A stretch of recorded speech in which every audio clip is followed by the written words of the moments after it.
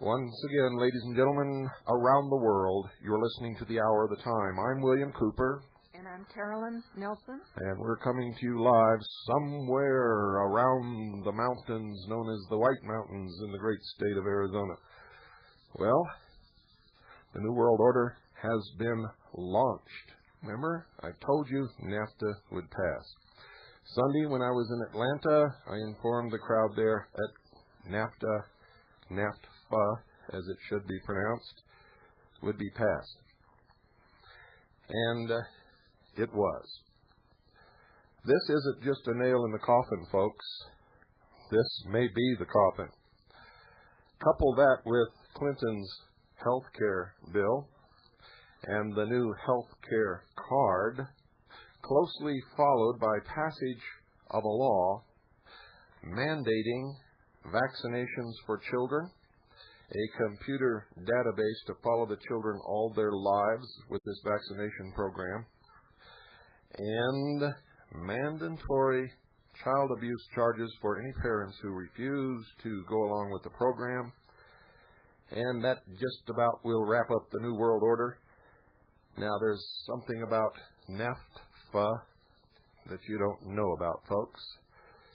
I told you before I went to Atlanta that the real name of this bill was NAFTA. NAFTA, North American Trade and Financial Agreement.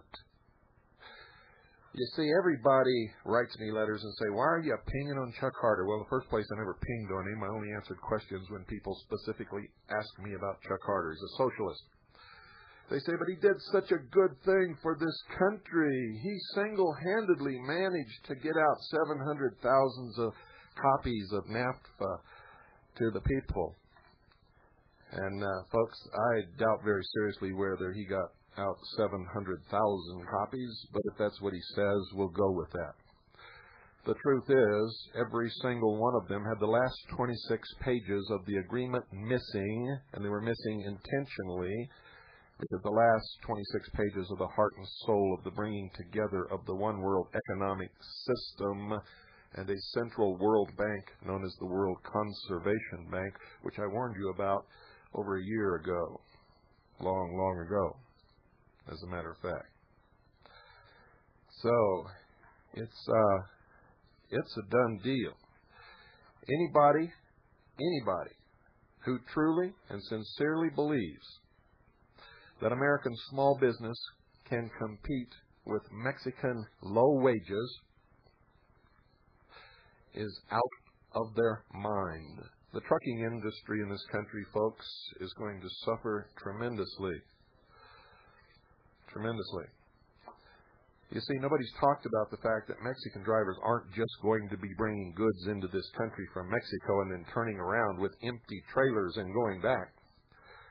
No, they're going to pick up loads here and go back into Mexico. American truckers won't have to worry about hauling goods into Mexico because Mexican drivers work for almost nothing. And that's the truth of the matter. Not only that, but with this agreement, they can leave Mexico with a full load, come up here, deliver it, pick up a full load in this country, take it to another state in this country, pick up another full load, take it to another state, pick up a full load, and take that load back to Mexico. Remember, I told you that all of these congressmen would hold out and would not tell anybody how they were going to make their vote until the last day? Well, that's what happened, and it just resulted in a landslide.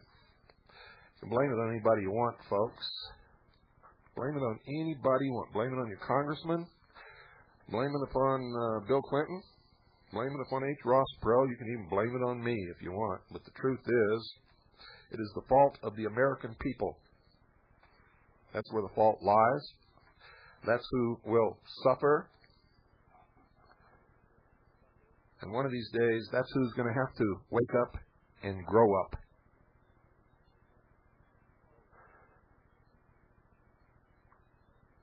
What are you going to do when this health care bill comes up?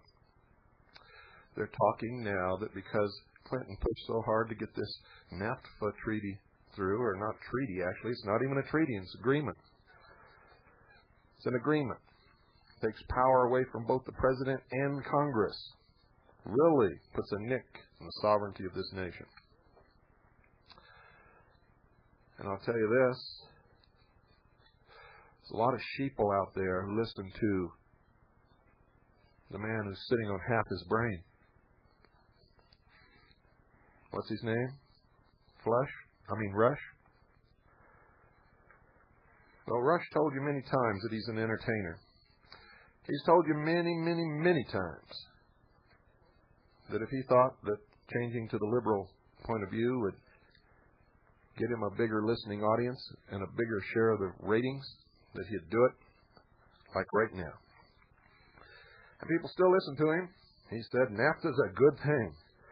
So they told their congressman to vote for NAFTA. Didn't you, sheeple? Well, you're going to be feeling the results of this for a long, long, long, long time. Not only that, but it has elevated Bill Clinton from the relatively unimportant position of being a perpetual and habitual lying socialist to a pretty big man in the world.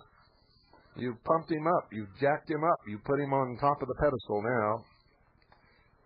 And it's not going to be so easy to knock him back down where he was. If this thing had been defeated, he would have been a lame duck president. Socialism would not have come so easy to us.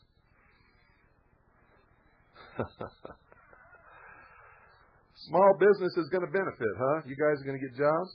Sure you are. Small businessmen are going to benefit. They're barely making it now. Barely making it now. Bogged down with bureaucratic red tape, taxes, health care programs, being sued by every feminazi. That's the only good thing that Russia's ever come up with that I know of is feminazi in the office. Look at them twice and you got a lawsuit. This is this is the end of small business, ladies and gentlemen. Now they're going to have to compete with very cheap Mexican labor. Very cheap Mexican labor. Karl Marx would be out celebrating if he were alive today. One of his avowed goals was to redistribute the wealth from the first world industrial nations to the third world uneducated, undeveloped, low-wage, poverty-stricken world. What's going to happen now if this health care bill passes and the small businessman is now saddled with paying for the health care of everyone, including himself, that's even involved with his business?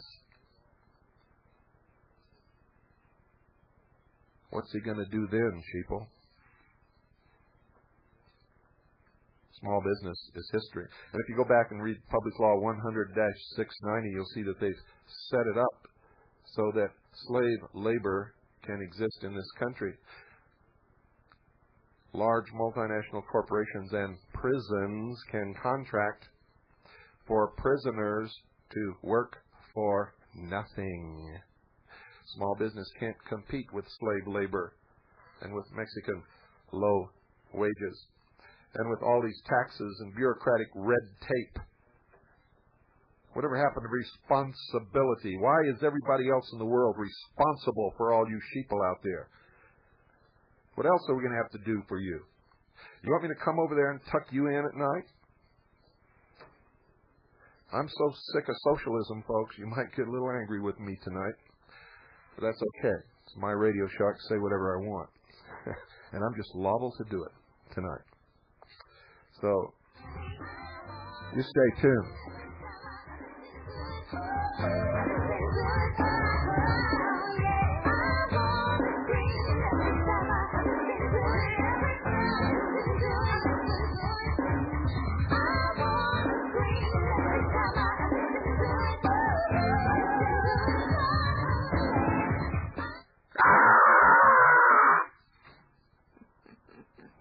I screamed.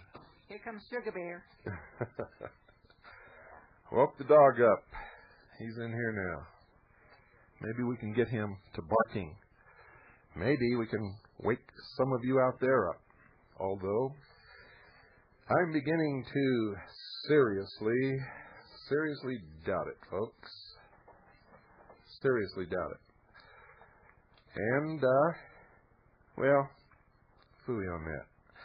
Why don't you just think a little bit about what I've been telling you, and I'll be back in a few. Let's welcome Mr. Richie Haven.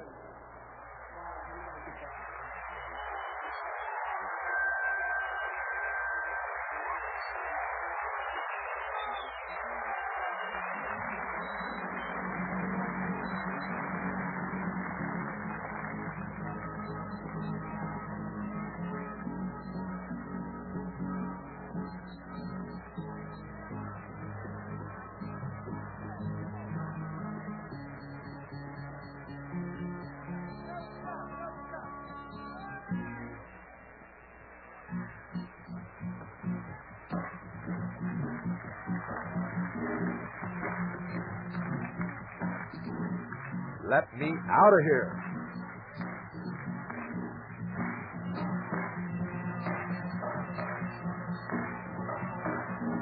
I'm going to move to Mexico. Turn the guitar off, Mike, please. Guitar, Mike.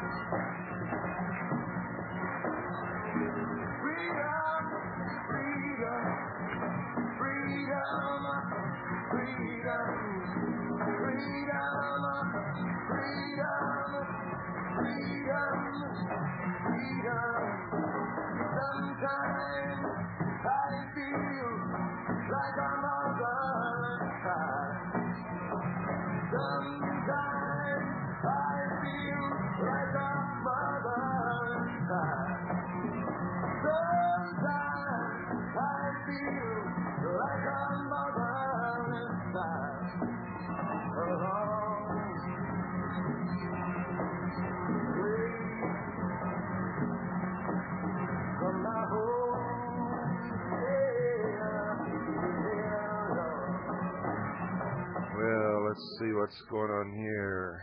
Gene, is that you? That's me. Well, tell us, what's happening now that this NAFTA has passed? Well, I guess it took a bit of a surprise. We were expecting actually the stock market to rally and go up and the gold market to go down, and it's done just the opposite. It's funny, when we was watching the NAFTA thing go through the other day, the calls we checked on were about 25 to 1 from the public against NAFTA. And yet these people didn't even pay attention to those, the people that vote them into office. They went ahead and passed it. Gold was up from yesterday. We saw a slight drop yesterday, but it was up $5.25 today to close at $377.75. Silver was up 7 cents today, closed at $4.67, and the Dow went down 19 points. The interesting thing, though, the Gannett stock went up, and it's continued to go up. The last time we talked, in fact, when I checked it on Monday, was at 51.5. Now it's at 53 1/8. So it's been steadily moving up. So apparently we're making a difference there.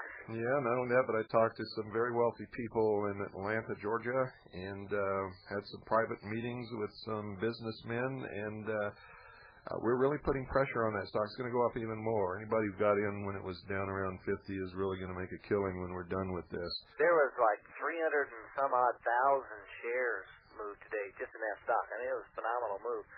So we're doing it.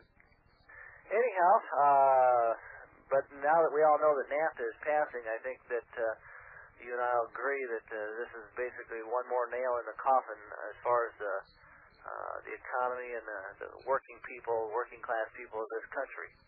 Well, it's not just a nail in the coffin. I don't think it's even really the coffin. This might be the whole damn mortuary. Yeah. What do you think? The whole dug in the yeah, you're probably right there.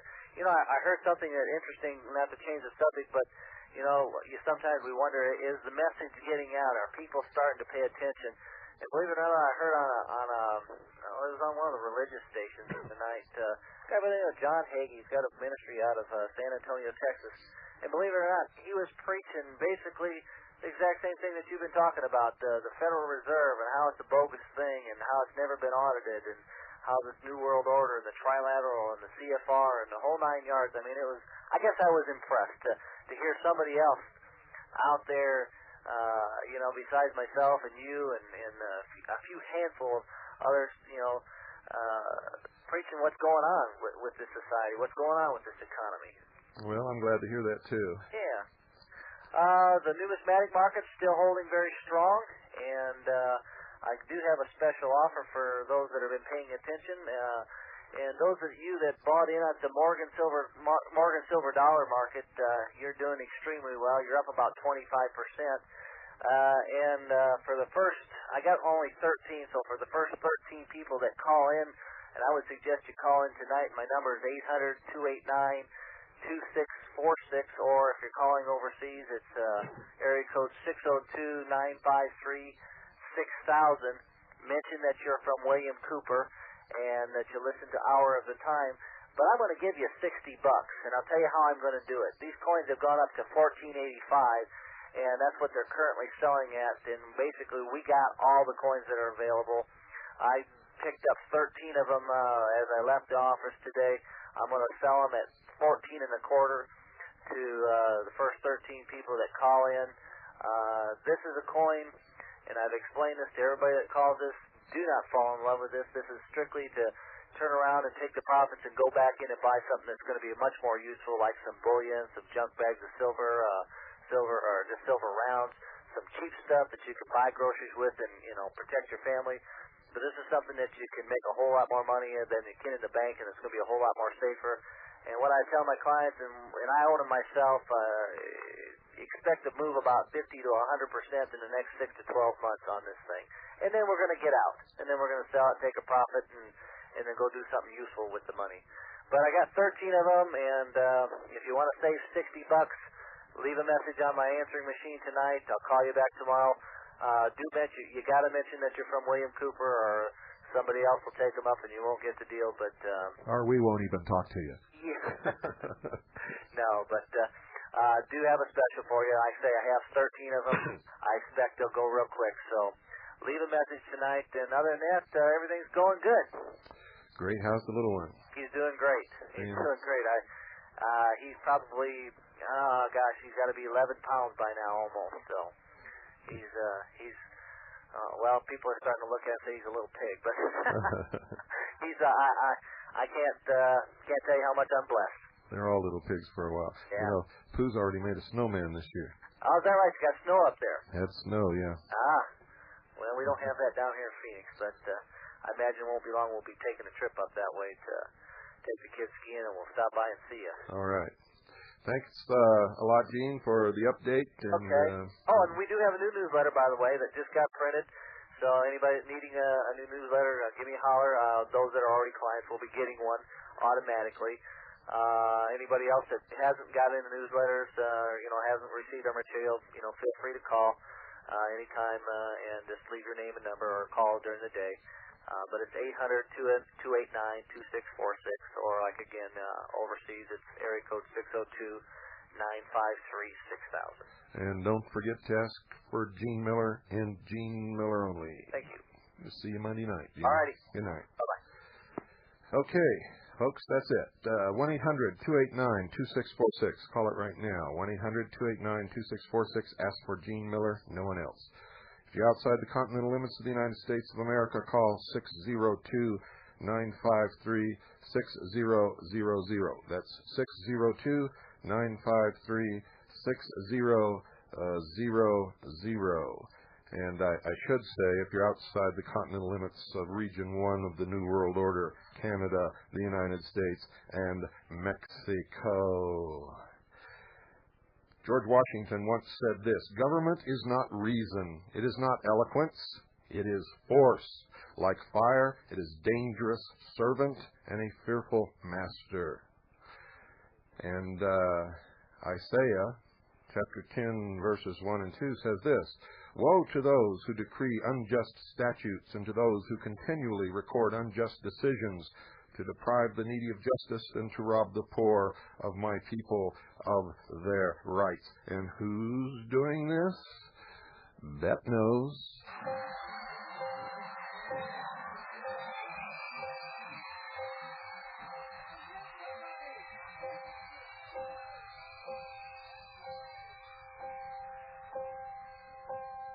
Some say love, it is a river that drowns the tender reed. Some say love, it is a razor that leaves your soul to bleed. Some say love, it is a wonder, an endless aching need. I say love, it is a flower, and you, it's only seed.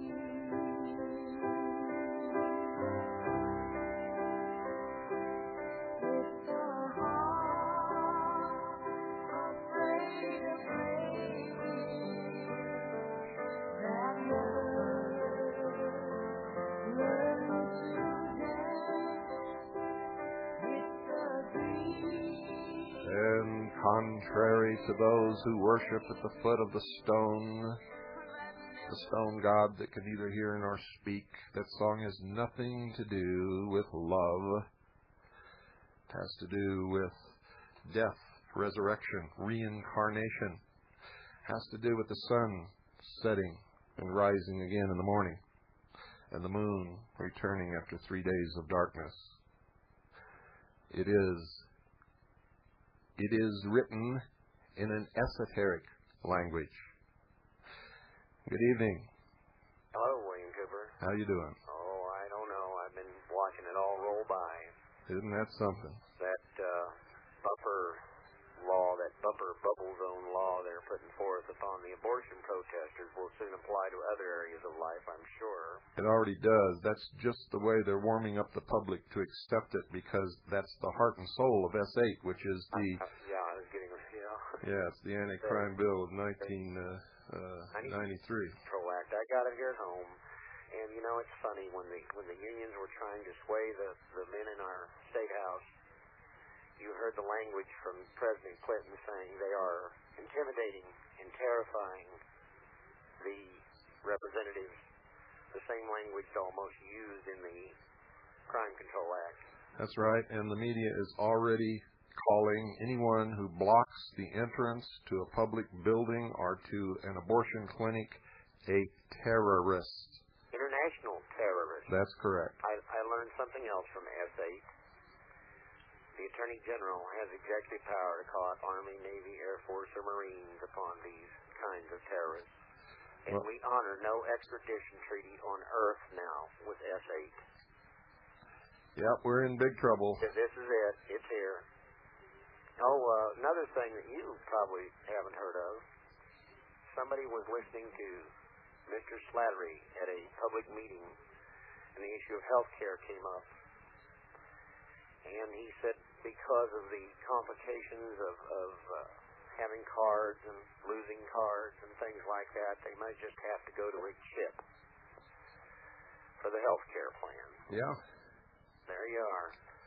Yep, this is something I've been warning about for many years, and they're pulling it right in on us. And what do we see on the regular TV? But if you go, Michael Jackson, all these other baloney things, and when I call people to talk to them about F8, they just want to be blind. They don't want to hear it. Oh, it can't be that bad. Oh, that's not what they're going to do with it. Yeah.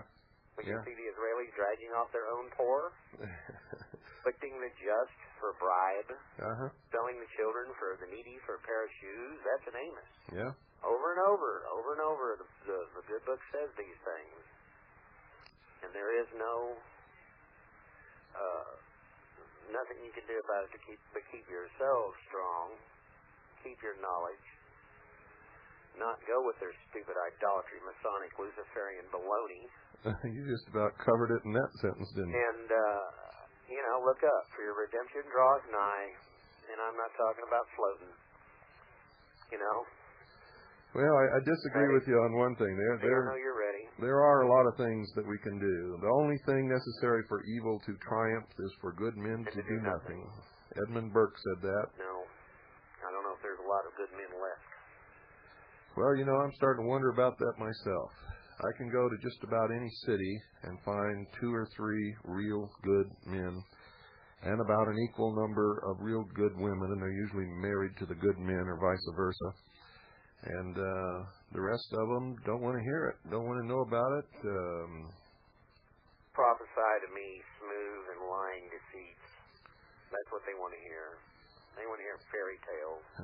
Well, they're hearing a lot of them. They're sure getting That's what they tell you. Prophesy to me smoothly. Smooth and lying deceits is what they want to hear all the time. They're getting their ears full now.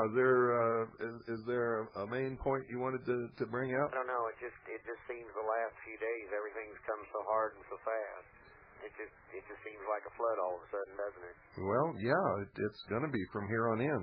I mean, they saw their enemy at Project 93 on the Capitol steps. They saw they don't have an enemy. No, a small number.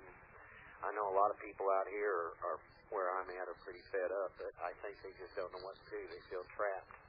Well, Jan Myers, all these people around where I live thought Jan Myers was going to go against it, and so did I for a while until she felt one day it was all of a sudden undecided. yeah. That's that control conflict. They're all the same bunch of people. I just wonder what in the world can be done to stop it. Is anybody going to make an effort to stop F8 in the House? It's coming to the House next week, I suppose. It'll be there soon. You think anybody will try to stop that, or do you think everybody will just be schmoozed under the rug and griping about NAFTA still? Well, big mistake was reelecting these clowns in the last election when everybody said that they were not going to do it. But there they are. Well, he said we were going to get change. We got it. Yep, we sure did. Listen, I want to thank you for calling. We're coming up to the break. We're going to turn over a tape here in about a minute and a half. Hang in there. And thank you for calling. Bye. Bye-bye. And before we get to that, though, I want to try to, I don't know if I have time. I don't have time, so I'm not going to do that. What I'm going to do is just let you ponder on this a couple more minutes while I turn over this tape when it comes up, and then we'll read some things here maybe. We'll go back, take some more calls, and maybe I'll yell and scream some more.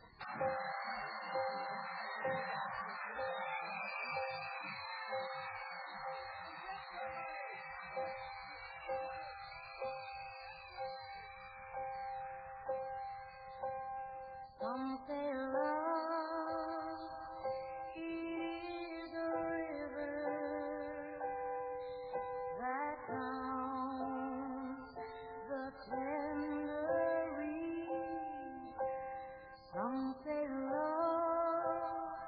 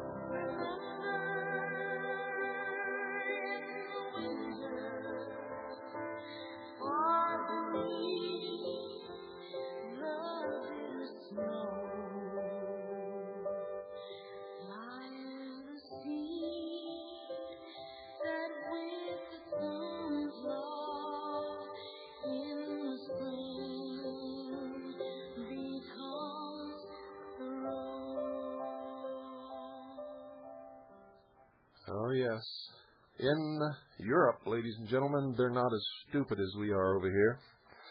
This is from Italy by Andrea Tornielli. Private chat in the Holy See. Judge Agostino Cordova has made informal contact with the Vatican in his search for information and documentation on the Masonic membership of prelates. Agostino Cordova, the former chief prosecutor of Palmi, southern Italy, who has now been transferred to the Naples office, made informal contact with the Vatican's Secretariat of State last March. News of it was kept secret and has only now filtered out. Judge Cordova is heading a major inquiry into secret Masonic lodges and relations between organized crime and Freemasonry. His inquiries so far amount to a map of the new Propaganda II, an Italian Masonic lodge outlawed in 1982 on suspicion of subversive activities, and the map is a list of 1,500 names of brethren who have never appeared on the official versions. The issue discussed at the judge's meeting with Secretariat of State exponents was the eventual Masonic membership of high-ranking prelates. The Calabrian judge asked for information, details, and documentation if it existed in the possession of Vatican authorities. I've been telling you, folks, there's a lot more to this, a lot more. And if you've been listening to my series on the mysteries, you know, I'm not going to read this whole article. I'm not going to read this whole article. It would bounce off most of your ears anyway. Some of you out there have been paying attention, and you know I'm not talking to you. But most of you are despicable sheeple. I don't know how I'm going to turn you around. Sometimes I feel like it's just useless to try, but I'm not going to give up on you. I don't know why, but I just can't do it. I think my little daughter has something to do with that. No matter what you bring down on yourselves, you have no right to bring it down on those of us who don't deserve it. I believe that 100%. Well, phone's open, 602-333-2174. This new fairness doctrine that's in Congress will silence talk radio. Were you aware of that, folks? This new fairness doctrine will silence talk radio. Not just conservative, but liberal. It'll silence everybody. Nobody will be able to say anything. Are you going to stop that? Do you even care? I bet you most of you out there didn't write, didn't call, didn't do anything about this NAFTA, just like you didn't show up for Project 93. Good evening. You're on the air. Yes. Excuse me, I got this radio. Yeah, just turn it off. Yeah. I scribble a little bit, and one of my pieces seems to match the moment. Good. Go for it. It's entitled Legacy. The tragic result of deception and lies is a body that lives while the spirit dies. In desperation, we toil and moan, lacking the courage to go it alone. The days drag on in timeless ruts, dreaming of freedom, but lacking the guts. We roll in self-pity, so others won't see a small, frightened child cloaked in piety. Unable to face it, we build a shell and live alone in homemade hell. That seems to be, well, it was written for a dysfunctional family. Well, that sure fits this, doesn't it? We are a dysfunctional nation, aren't we? Well, I'm afraid we are. Are you the one who wrote that poem on my wife's birthday? Yeah. You know, she asked me if I knew who you were. She'd like to have a copy of that. She was really touched, and I think... I've been scribbling for years, and I copyrighted a bunch of this stuff and put it out to the public. It didn't roll. People will either pay a good price for it, or they'll simply look at it and walk on. Huh. Well, I'll tell you what. Why don't you send us some of your stuff, and we'll look at it, and maybe we can do something for you. Well, that might be a little help. because I've only heard two, and two fantastic out of two is really outstanding. You know, and not too many people are good with this poetry stuff, including me. Okay. And you're really good at it, my friend. Don't stop. Just a sec. One more for Annie, just for practice, okay? Okay. All right. I met a lady once who rung my bell, and consequently I wrote this one. It's entitled At Last. You walked into my life, and suddenly my dreary existence was filled with wildflowers. It was like stepping into springtime after an eternity of winter. Your very presence fills my world with beauty. Within the soft, sparkling radiance of your smile, I see the elusive happiness that haunts my soul. Wow, you really have a talent.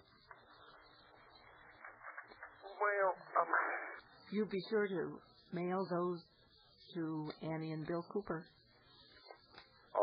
okay, I'll send it to the normal caddy address. Right. Yeah, send us a good sample of what you've done, and we'll take a look at it. I have a publisher, and she might really be interested in that. That sounds like a winner to me. Okay, get it in the mail. Thank you, Bill. Thank you for calling. Number is 602-333-2174, folks. Good evening, you're on the air. Well, hi, how you doing, Bill? Well, I'm doing okay, but I'm not too happy. I got two things. Number one, I have a small business here in Phoenix, and I just signed up with a new Visa Master Charge terminal, and I found out that all my deposits go through the Federal Reserve, and I didn't know that the Federal Reserve was that close tied with Visa and Master Charge, but I guess Federal Reserve makes the deposits into my bank account for all visas that transact through my business. Yes, pretty soon you won't be able to buy a stick of bubble gum without them knowing who bought it, where you were at, whose store it was in, what time of day it was, all that stuff. Right. And number two, there's been a lot on the last couple of days on these tabloid news features that they have on in the daytime on these the use of the ATM machines, and there's a lot of fraud involved. In fact, they had a whole series today on these computer hackers where they can steal your charge card numbers. And yeah, they're getting us all set up to do away with cash. And that's what and it's just in the last 2 days, it's just been nothing but programs on this, the scare tactic. Like what are we going to do to protect our bank cards? Praise the Lord and pass the ammunition. Yeah. I mean, they had these guys actually set up fake, these criminals set up fake ATM machines they actually set these things up in the malls. Yeah. And people would go in there and try and use them, and of course, they would get it back that it was a malfunction, but the machine actually recorded not only their charge card number, but of course their personal PIN number, and then these people would just access that from a different location. In fact, they had these machines set up like thousands of miles away. Yeah, but my friend, look at this realistically. Now, you've been in malls, right? You know there's security in malls. If you're just standing around and you look a little strange, somebody's going to approach you and ask you what you're doing in a mall. Oh, sure. Do you really think that somebody could come in there and set up a bogus ATM machine without some pretty powerful help? Yeah, really? Really. It doesn't make any sense because both of them are usually built in. They're usually built in a wall. I mean, where do you? I mean, well, I've seen a few freestanding ones, like in supermarkets, but generally they're usually, secured in a wall. I think that would kind of look unusual, but I guess not. Well, I can assure you, they got powerful help. Nobody, you can't put something. One summer, I worked in a large mall. This was years and years and years ago as a store detective for Liberty House in the Ala Moana Shopping Center in Honolulu. And you don't even have to be on the job 3 days. You know where everything is. You know when anything is moved, when anything is missing. You know when stock has been shifted around. And if somebody were to come in and install an ATM, everybody would be asking questions. Yeah, they probably would, but I don't know if they would really say anything. I don't know. It's just, there's an ATM machine. Oh, well, I can guarantee you they would. But and on top of that, to have the thing, electrically wired up to the telephone line, the whole 9 yards. It's really funny that they got away with that. I mean, they finally got prosecuted. I guess these criminals did get caught with this scam eventually. But I guess they were getting ready to actually put these things, I guess, in all parts of the country, and then of course they could just access. Once they install the machine, they could just access it from. Let's say 2,000 or 3,000 miles away, get all the PIN numbers and the charge card numbers, and then right away start accessing those accounts. Could I interject here and say that maybe they accomplished their mission? They awakened the people to the fact that they would go to a machine and put their card in, and they could allow them to get their PIN numbers. They were able to report this in the paper that this happened, and it begins to scare people so that they will just walk into the New World Order and allow cashless society to develop. Mm-hmm. So with one shot, they accomplished maybe their mission. It was kind of funny that they showed these computer hackers had a convention over in Amsterdam, and the basic, I guess, the whole premise of this convention was how to cheat the banks, and they actually had this on this tabloid news reel on television.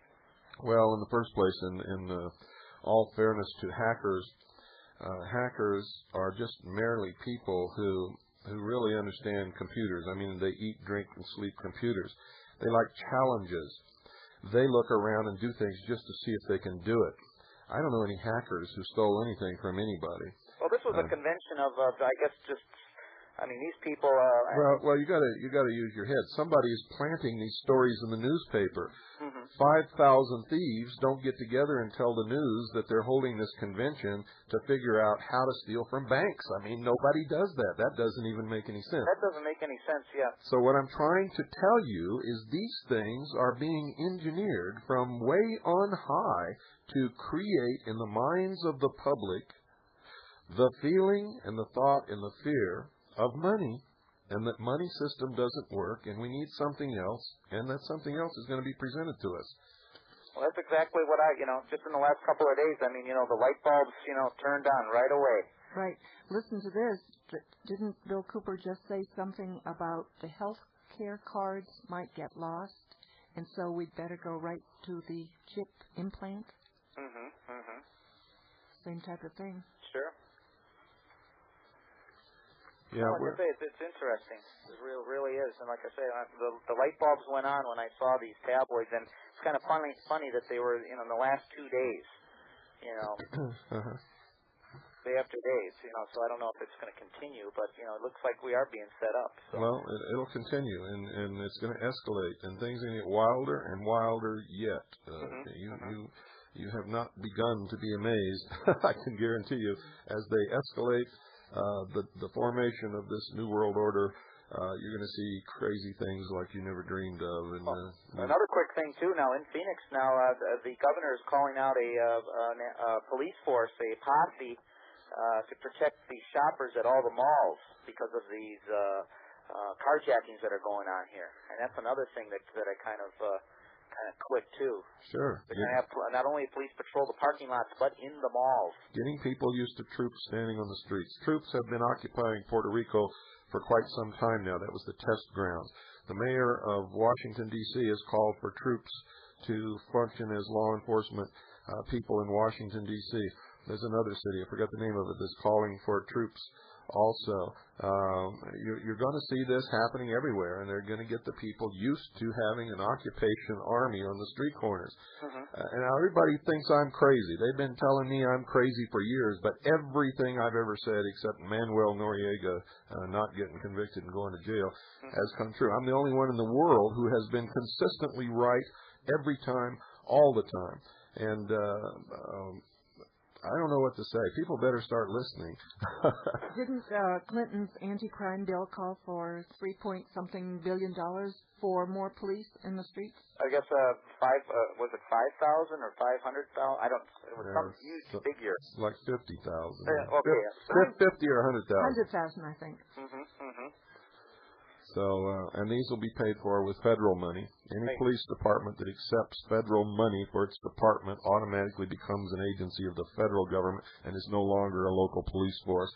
Just like any school that accepts government funds for that school can no longer be controlled by their local school board, but has to conform to federal regulations. And just like a state, when they accept money for interstate highways, they lose their sovereignty and have to conform to the federal government. This is what's happening. We're being propelled into socialism very rapidly. I want to thank you for calling. You had some good points, and do it again. Okay. Good night. Bye. 602-333-2174. Wake up, wake up, wake up, wake up. Hello, you're on the air. Hello, Bill. Good evening. Hi. My heart is very heavy today with the passage of NAFTA. And in addition, I heard that the Senate passed a law that will ban 20 types of guns. So Semi-automatics. right, and I've noticed that recently the media is really stepping up their campaign against crime and guns. So it seems that they're on the move. Well, Janet Reno said the day of the gun is over.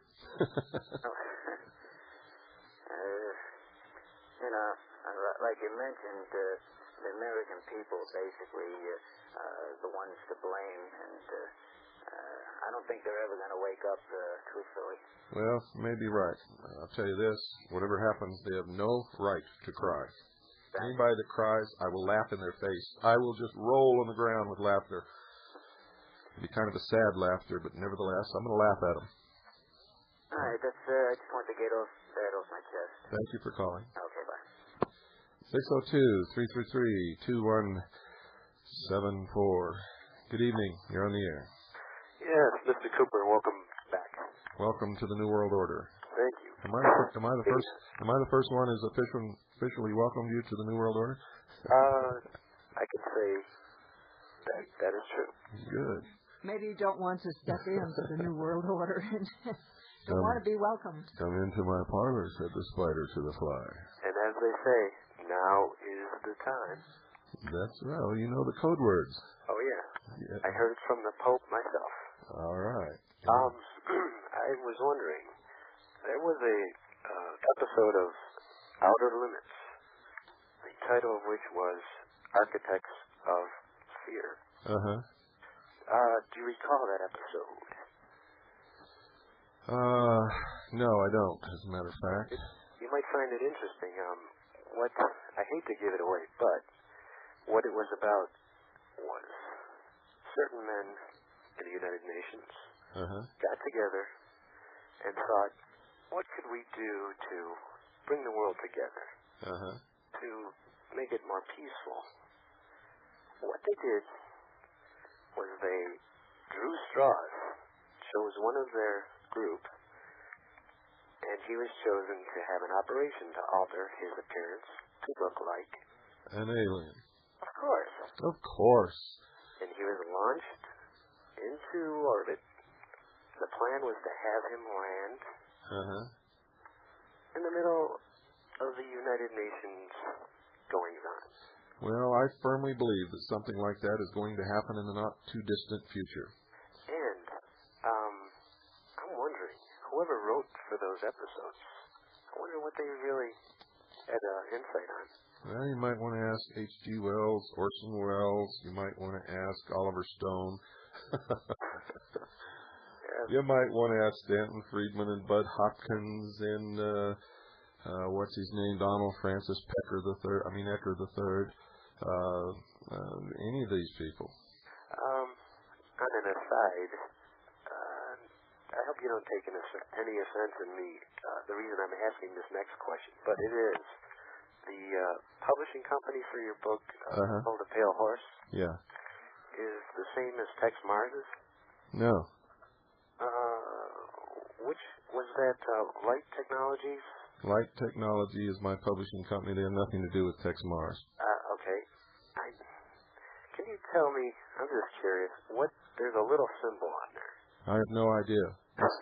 You see, I'm not self-published. All right, that's what I assumed. And it said in the back of the book that the publishing company has nothing to do with your... Yeah, they put a little disclaimer in the back of my book. Good. She's a moneymaker, and she's a new ager. She's the only publishing company in the whole world who would touch my book with a 10-foot pole. Well, I'm glad at least they did that. And your book is listed in New Age. Now, if I had self-published my book, you'd need to be worried about that. But it's if I were published by Simon & Schuster, I would have nothing to do with their logos or their anything that they put on there. Well, it might not be too bad. A friend of mine claims that it's similar to a symbol. I don't know if this is good or bad. On a, I believe it's a George Harrison album. I don't know. I haven't seen it. Let's see what it might be. It's got something to do with the New Age occult, and that's all I can tell you about it. Yeah, I kind of figured that's pretty much how it all came out. Yeah. Okay, I thought I'd just throw those two things at you. Yeah, well, you're not the first one that's asked that, and we've had some people apply for CAGI membership, and I send them the welcoming letter, and I have a chop that I use. You know what a chop is? No, I don't. Well, it's like in the old days, they used to melt wax on the paper and then put their seal on there. Yeah. Well, I used to be the executive director of a college in California, and my wife is Chinese also, but she didn't bring me this. I had a woman in charge of the accounting department. Her name was Barbara Lee, and she was also a big wheel with the United Fund in Los Angeles. But she went to Hong Kong to visit her relative. She was Chinese, and when she came back, she brought me this chop as a gift. And it's the ancient Chinese character, which means boss or director. And you stamp it in an ink pad, and you stamp it over your signature. Well, I had trouble with people forging my signature and writing all kinds of things to try to discredit me and signing my name down at the bottom. So I use this because if you see it over a signature, it's almost impossible. Nobody could counterfeit this. So to keep people from counterfeiting, people take a look at that, and then they send back their membership, and some of them don't even want their money back. They just want to run and hide. So I am continually amazed at all this stuff. It's a continual source of mirth and sorrow and wonderment and everything else. And kind of, you can expect what'll happen next. Sometimes I can, and I'm usually not surprised, but every once in a while somebody manages to do it. One very last thing, and that is, where can I find information on those who are in charge of drafting the UN Charter? In your book, Behold the Pale Horse, I think. Look into the history of Alger Hiss. Was it Stalin and Pavlovsky, I believe? Look into the history of Alger Hiss. Okay. Alger Hiss almost single-handedly wrote the UN Charter. He had some help, but read his life story and you'll get it. Also look into Mandel House, Colonel Mandel House. He was in on all that stuff, too. Well, thank you for calling. Thank you. You're welcome. Okay. Have a good one. Well, we got just about enough time maybe for one real quick call. And good evening. You're on the air. Yeah, hello, Bill. Hello. I want to cheer you up, guy. Keep in mind, before the American Revolution, there was no Bill of Rights, and there wasn't any Constitution. And when it took place, it was only 10% of the people that actually got involved. Actually, it was less than 5%, but you got to remember there was also no television. Yeah, it's got a lot to do with it, guys. Yeah. Hang in there because people are waking up. Well, I know some people are, but it's just, I went to Atlanta. You know, the place is covered with 666s and pyramids, and out in Druid Hills, they built a complete they built a complete Stonehenge out there, and I mean, it's just going crazy. It's unbelievable what's happening, but it's right on the 33rd parallel. It's going to be the major financial center of the Southeast. It's named after Atlantis and all that stuff. I hear you guys, but hang in there. Hang in there. Oh, I'm hanging. Linda Thompson, well, either we're going to hang together or we're all going to hang separately, one or the other. That's right. Linda Thompson came here to Milwaukee about a month ago, and 3,000 people showed up. Hey, that's wonderful. That was 3,000 people that were wide awake. Uh-huh. Okay, that's a whole lot more people than were wide awake, say, like a year ago. Yeah. Guess what? We're out of time. Have a good one. Yeah, you too. Bye. Folks, I want to, I'm very upset with a lot of you out there, but nevertheless, good night, and God bless you.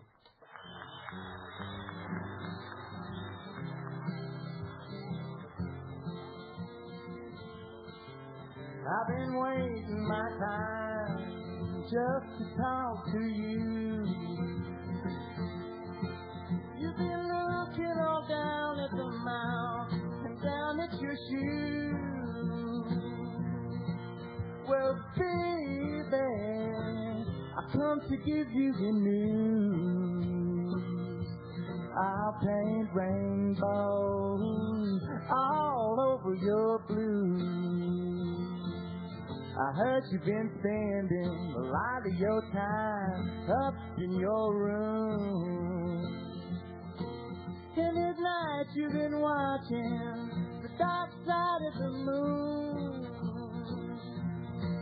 You don't talk to nobody if they don't come to you. So, babies, I came up here to sing you a tune.